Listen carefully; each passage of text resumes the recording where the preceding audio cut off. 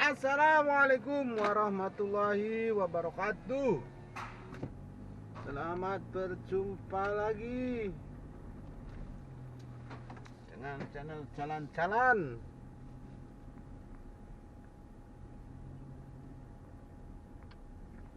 Untuk melakukan atau melaksanakan sunnah ini, di mana Rasulullah memberikan tuntunan kepada kita untuk sujud sempurna dengan 7 anggota tubuh.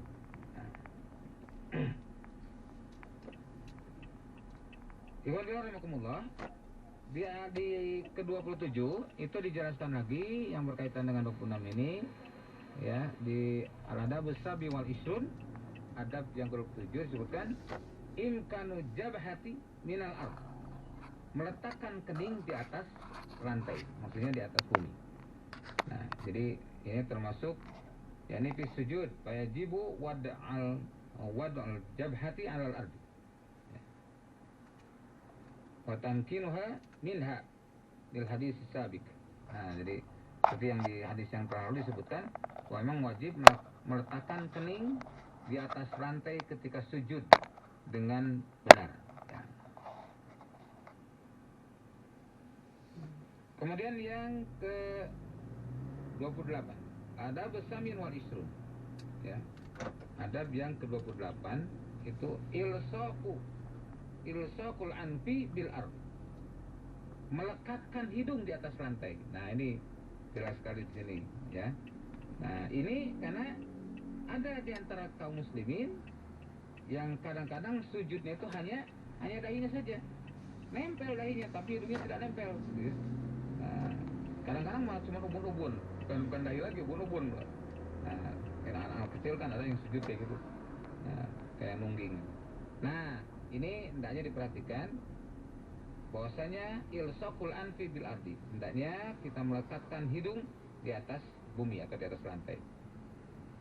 Ini didasarkan pada sabda Nabi yang diriwayatkan oleh Imam Al-Baihaqi dan Tabrani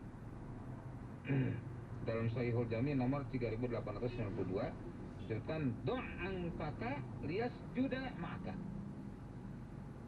Ya, letakkanlah anfaka hidungmu lias juda ma'aka, agar sujud bersamamu.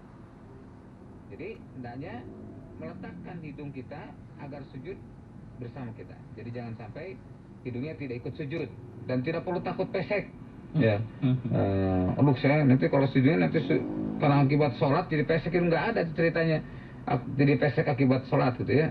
Nah, itu adalah merupakan kesempurnaan kita dalam melaksanakan sujud dengan meletakkan hidung, bukan hanya sekedar dahi.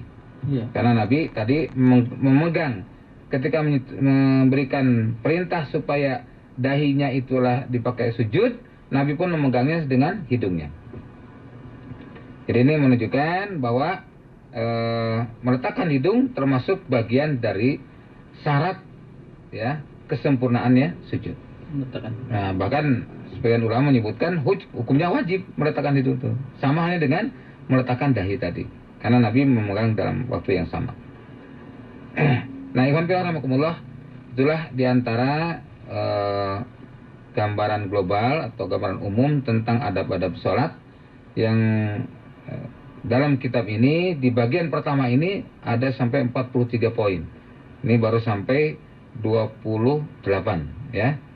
Nah, saya kira biar fresh, kita tenangkan dulu, renungkan dulu, dan kita sama-sama usahakan evaluasi sejauh mana kita melaksanakan sholat dalam hal seperti ini sesuai dengan contoh Rasulullah Sallallahu Alaihi Wasallam. Mudah-mudahan ada manfaatnya.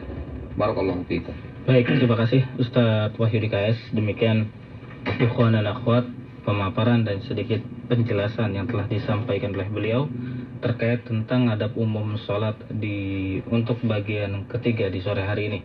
Baiklah ikhwan dan akhwat, kami akan kembali setelah nada takwa berikut ini.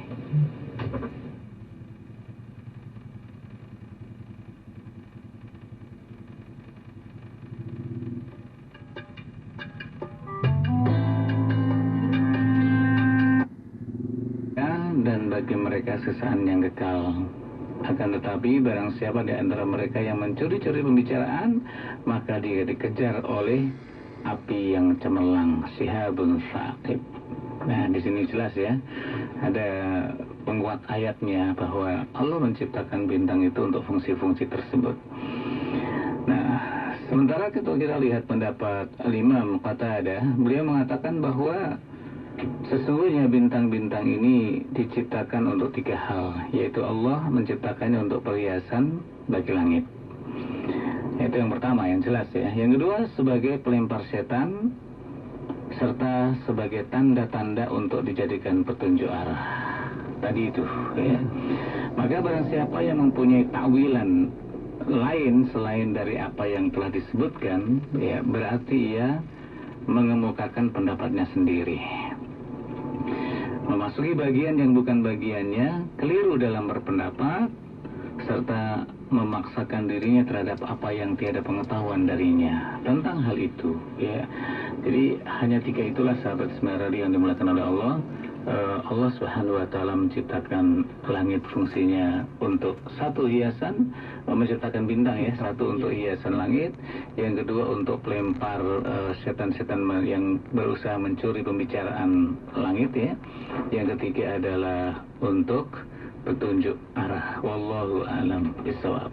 Baik, kami ucapkan jazakallahu khairan kepada Al-Ustaz Ibadur Rahman yang sudah memberikan materinya di kesempatan sesi pertama ini dari pelajaran kita surat yang turun di Mekah urutan ke-77 yaitu surat Al-Mulk. Insyaallah sahabat Ismail Radio kita masih akan kembali bersama kajian bersama Al-Ustaz Ibadur Rahman di sesi kedua setelah kita dengarkan beberapa jeda yang lewat berikut ini. Ismail Radio AM 774 kHz. Happy Life with Al-Quran. Quran is source of life, happiness, and guarantees afterlife. Verily, this Quran guides to what which is most suitable and gives good tidings to the believers who do righteous deeds that they will have a great reward. Bismillahirrahmanirrahim. Sahabat Ismail Radio AM 774 kHz yang dimuliakan Allah Subhanahu wa taala. Alhamdulillah kita melanjutkan kembali di sesi kedua ini, masih kajian bersama Al-Ustaz Ibadur Rahman.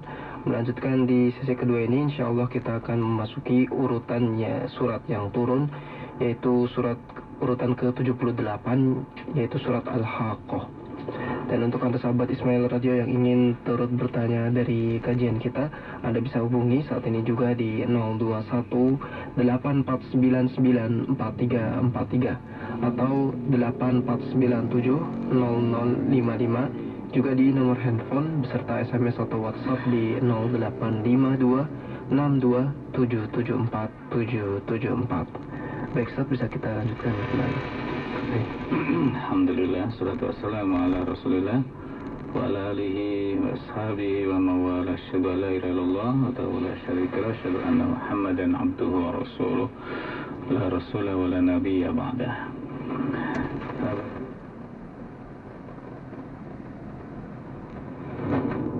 Sebagaimana yang disebutkan tadi di dalam surah Al-Mulk bahwa Allah menciptakan bintang ya untuk hiasan langit ya. Yang kedua, pelempar setan ya. Kemudian di surah An-Nahl ya disebutkan bahwa bintang Allah ciptakan sebagai petunjuk arah. Selain itu tidak benar ya, selain itu tidak benar.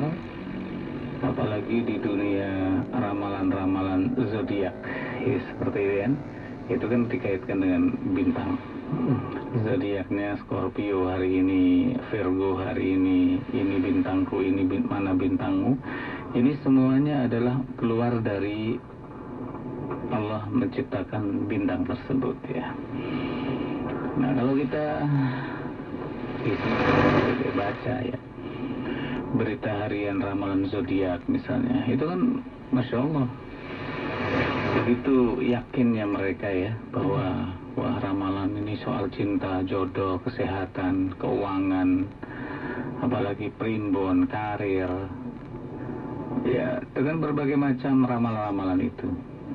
itu semuanya adalah tidak boleh kita yakini, dan tidak boleh kita kait-kaitkan hari atau bulan kelahiran kita itu dengan bintang-bintang tersebut ya, dengan ramalan bintang tersebut ya. Nah, karena semuanya itu tidak ada dalil gitu loh.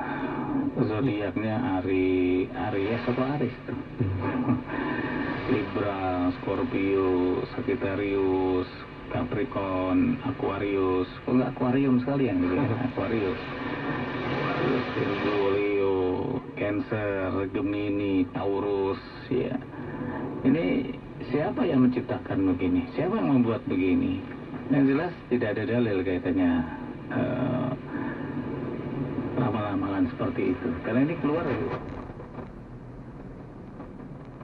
tidak Islam ya, ramalan-ramalan tersebut ya. Nah, karena kita kembali kepada Al-Quran tadi, fungsinya hanya 3 itu. Allah menciptakan. Lagi kaitannya dengan urutan yang ke-78 ya, dari tartib nuzul surah Makkiyah ini adalah Al-Haqqah. Dan di dalam Al-Quran tertulis urutan yang ke-69 ya. Al-Haqqah urutan yang ke-78 turunnya ya, tertulis 69 ya. Allah Subhanahu wa ta'ala berfirman, Al-Haqqah mal-Haqqah wa ma adraka mal-Haqqah. Hari kiamat. Apakah hari kiamat itu? Dan sudahkah sampai kepadamu ya berita tentang hari kiamat itu? Ada disebutkan 3 kali Al-Haqqah di sini ya. Ayat pertama, kedua, kemudian ketiga. Al-Haqqah adalah salah satu dari nama lain dari hari kiamat. Ya, hari kiamat Al-Haqqah. Al-Haqqah hak ya. Karena di dalam hari kiamat direalisasikan janji dan ancaman Allah Subhanahu wa ta'ala. Karena itulah maka Allah membesarkan perihalnya, membesarkan hal yang kaitannya dengan kiamat ini, sampai Allah mengulangi lagi kan, wa ma adraka mal haqqah ya. Jadi kemudian Allah Subhanahu wa ta'ala menceritakan itu kebinasaan yang ditimpakan atas umat-umat yang mendustakan adanya hari kiamat. Hari kiamat, apakah hari kiamat itu? Tahukah kamu hari kiamat itu? Apakah sudah kepadamu berita tentang Al-Haqqah itu? Ya, nah ada kaum-kaum yang mereka ini tidak percaya kepada hari kiamat, mendustakan hari kiamat. Lalu Allah Subhanahu wa ta'ala hancurkan mereka kan? Fa amma samudu fa'uliku bitaghiyah. Adapun kaum Samud ya, maka mereka telah dibinasakan dengan kejadian yang luar biasa. Ya, ini pekikan yang mendiamkan mereka dan gempa yang sangat dahsyat yang mematikan mereka. Hal yang sama dikatakan oleh Al-Imam Qatadah bahwa at-taghiyah artinya pekikan yang mengguntur. Ya, pendapat inilah yang dipilih oleh Ibnu Jarir ya. Sementara Imam Mujahid mengatakan bahwa yang dimaksud dengan taghiyah ya ialah dosa-dosa. Ya. Hal yang senada dikatakan oleh Ar-Rabi, Ibnu Anas dan Ibnu Zaid bahwa makna yang dimaksud ialah perbuatan-perbuatan yang melampaui batas. Jadi mereka itu dihancurkan oleh Allah Subhanahu wa ta'ala ya, karena perbuatan-perbuatan mereka yang melampaui batas. Ya. Seperti firman Allah ya, kadzabat samudu kadzabat samudu Uhliku bitahwa ya. Kaum Samud telah mendustakan rasulnya karena mereka melampaui batas. Jadi yang melampaui batas itu pasti mendustakan rasul ya. Nah, kemudian bagaimana dengan